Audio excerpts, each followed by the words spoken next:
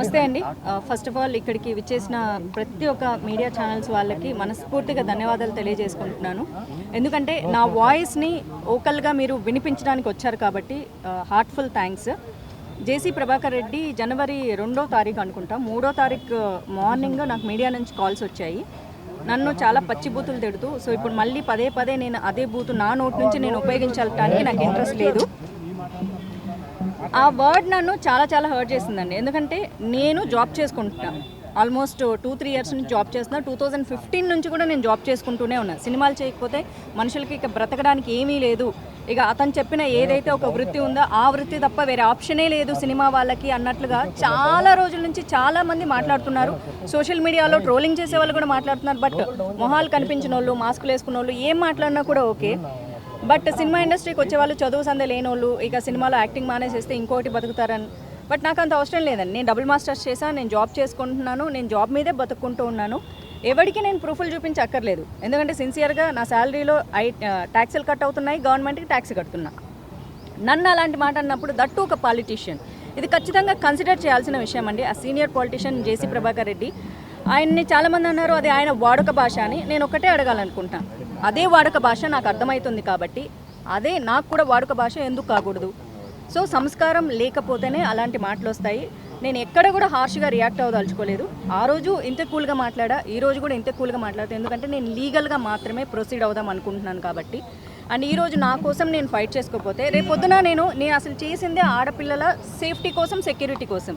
నేను ఎవరు వద్దన్నా సరే నాకు అనిపించినవి, సొసైటీకి మంచి అనిపించింది నేను చెప్తూనే ఉంటాను. నా సోషల్ మీడియా ఫాలో అయ్యే వాళ్ళందరికీ తెలుసు, ఏదో ఒక మోటివేషన్ ఇస్తూ ఉంటాను. బట్ ఈరోజు నా కోసం నేను ఫైట్ చేసుకోకపోతే రేపొద్దున ఇంకొక ఆడపిల్ల గురించి మాట్లాడే అర్హతే నాకు లేదు. నా మొహం నేను చూసుకోలేను, ఇంకొక వీడియో నేను చేయలేను.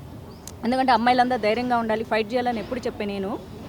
అంటే ఓ పెద్ద మనిషి, ఓ ఫ్యాక్షనిస్టు, లేకపోతే డబ్బులున్నోళ్ళు, పాలిటీషియన్స్ మాధవిలత అనే అమ్మాయిని తిట్టేసేస్తే నోరు మూసుకొని చేతగాందానిలాగా మౌనంగా ఉండి రేపొద్దున మళ్ళీ ఏమీ తెలియనట్లు మోటివేషనల్ వీడియోలు చేసుకునే అర్హత నాకు లేదు. ఎందుకంటే when I don't practice I can't preach, I don't have any rights.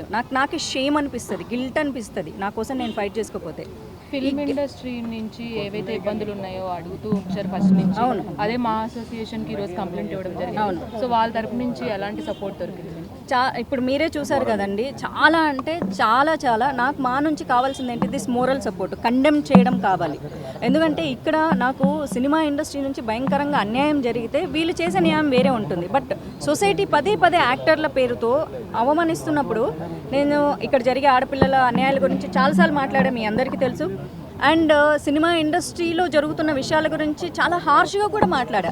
But అంత హార్ష్గా మాట్లాడినా సినిమా ఇండస్ట్రీలో ఉండే బ్యూటీ ఏంటంటే ఎన్నిసార్లు ఎన్ని మాటలు అనుకున్నా మన అనే సమస్య వచ్చినప్పుడు ఓన్ చేసేసుకుంటారు. సో నేను కాల్ చేసిన వెరీ నెక్స్ట్ మినిట్, అసలు లేట్ కూడా లేదు, వితిన్ వన్ మినిట్లో నాకు కాల్ బ్యాక్ చేశారు. అండ్ మొత్తం విన్నారు సమస్య ఏంటి అని. ఇక్కడ అందరూ నా ఫ్రెండ్సే, సినిమా ఇండస్ట్రీలో ఫ్రెండ్స్ కాని వాళ్ళు ఎవ్వరు లేరు. బట్ స్టిల్ ఇక్కడ ఫ్రెండ్షిప్ అనేది మ్యాటర్ కాదు, మ్యాటర్ ఏంటి అన్నారు. నేను చెప్పింది వాళ్ళకి రైట్ అనిపించింది. నేను ఎప్పుడైనా కరెక్ట్ పాయింట్ మీదే అడుగుతాను. ఎందుకంటే ఈ రోజు వరకు నేను ఛాంబర్కి వచ్చి నేను ఒక కంప్లైంట్ పెట్టింది లేదు.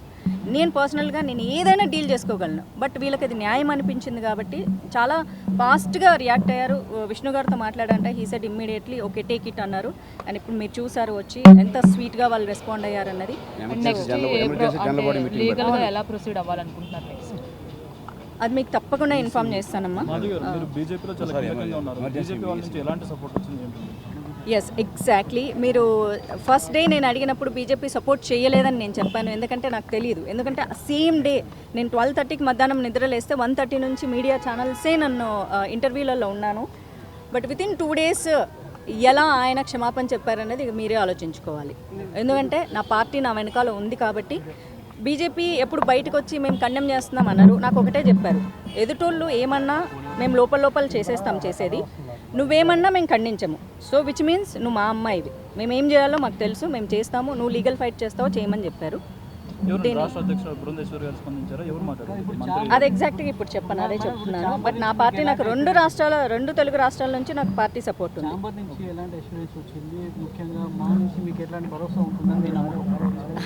ఇప్పుడే చెప్పారు కదా, నేను అడిగిందే సినిమా ఇండస్ట్రీ తరపున ఆడపిల్లలకు ఏదన్నా ఇలా నోటికొచ్చిన మాటలు మాట్లాడితే ఖచ్చితంగా ఖండించమని అడిగాను. అంతే కఠినంగా మీ ఎదురుగే ఖండించడం కూడా జరిగింది కాబట్టి అండ్ మళ్ళీ ఉమెన్ సెల్ బాడీకి డిసిప్లినరీ దానికి రెఫర్ చేసి మీటింగ్ పెట్టి మళ్ళీ దాని మీద మాట్లాడతామని కూడా చెప్పారు. సో ఫర్దర్గా ఏంటంటే మనకు ఒక అసోసియేషన్ ఉండేది ఎందుకు, ఒక అమ్మాయిని ఏదైనా అన్యాయం జరిగితే న్యాయం చేకూర్చేది వేరు, ఇక్కడ తప్పుగా మాట్లాడారు. సో దాన్ని ఖండిస్తే నాకు అది నాకు చాలు. That is the biggest moral support for my first step. ఇండస్ట్రీలో ఉన్న అమ్మాయిలని చాలా చులకనగా మాట్లాడడం, చులకనగా చూడడం అనేది సో ఇప్పుడు అంటే సోషల్ మీడియాలో ఇంకా ఎక్కువగా అవుతూనే ఉంది, చిన్న కామెంట్స్ పెడుతూనే ఉన్నారు. సో దాని మీద ఈ ఫైట్ అనేది ఎంతవరకు వెళ్తానిస్తుంది, ఏ దిశలో వెళ్తుంది? ఎగ్జాక్ట్లీ అండి, ఇది చాలా సంవత్సరాల నుంచి జరుగుతుంది. యూనో మీడియాలో ప్రతిసారి డిస్కషన్లు డిబేట్లు కూడా నడుస్తూ ఉంటాయి. సోషల్ మీడియాలో నేను ఎప్పుడు ఇవ్వాలో కౌంటర్లు ఇచ్చేస్తూ ఉంటా. 100 సార్లు తిడితే నోరు మూసుకుంటా, 101 మాత్రం రివర్స్లో అంతే తిడతాను. కానీ ఇప్పుడు ఫేస్ కనిపించిన వాళ్ళు లేకపోతే ఎవరో ఫేక్ ఐడీలు పెట్టుకునే వాళ్ళని మనం ఎంత తిట్టినా వేస్ట్ అండి. బికాజ్ వాళ్ళకి నాలెడ్జ్ లేదు, they are not much educated. ఇప్పుడు చదువుకున్న వాళ్ళు మీలాగా పని చేసుకునేటోళ్ళు మీ పని మీరు చేసుకుంటారు, అసలు ఓపిక కూడా ఉండదు. ఏదో చూస్తారా, వదిలేస్తారా, వెళ్ళిపోయి పని కట్టుకొని కామెంట్స్ పెట్టరు. హెల్తీ కామెంట్స్ పెట్టే వాళ్ళు ఎప్పుడు మంచిగా ఉంటారు. అలాంటి వాళ్ళని వదిలేస్తే పాలిటీషియన్స్ కూడా ఇలాంటి మాటలు మాట్లాడుతున్నప్పుడు అది ఖచ్చితంగా మనం కన్సిడర్ చేయాలి. ఎందుకంటే పాలిటీషియన్స్ని చాలామంది ఫాలో అవుతారు అండ్ వాళ్ళు చెప్పింది నిజం అనుకుంటారు వాళ్ళ ప్రజలందరూ కూడా. సో అది నిజం కాదు.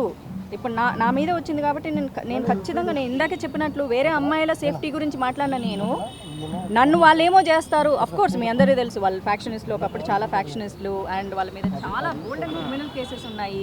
They have lot of money. నా లైఫ్కి థ్రెట్ కూడా ఉండొచ్చు. ఇప్పుడు నేను ఇక్కడ మొదలు పెట్టా, రేపొద్దున నేను లీగల్ తీసుకుంటాను, నా లైఫ్ థ్రెట్ ఉండొచ్చు. రేపొద్దున నాకు చిన్న స్క్రాచ్ పడినా నన్ను చంపేయాలనుకున్నా అఫ్ కోర్స్ నేను ఒంటరిగానే పోరాడుతున్నాను. ఆ థ్రెట్ నాకు ఉంది. But I'm Brave enough to fight. Women commission కలిసే అవకాశం ఉందా? ఉమెన్ కమిషన్కి కంప్లైంట్ ఇచ్చానండి. ఎలా రియాక్ట్ అయ్యారు? రియాక్ట్ అయ్యాను నేను.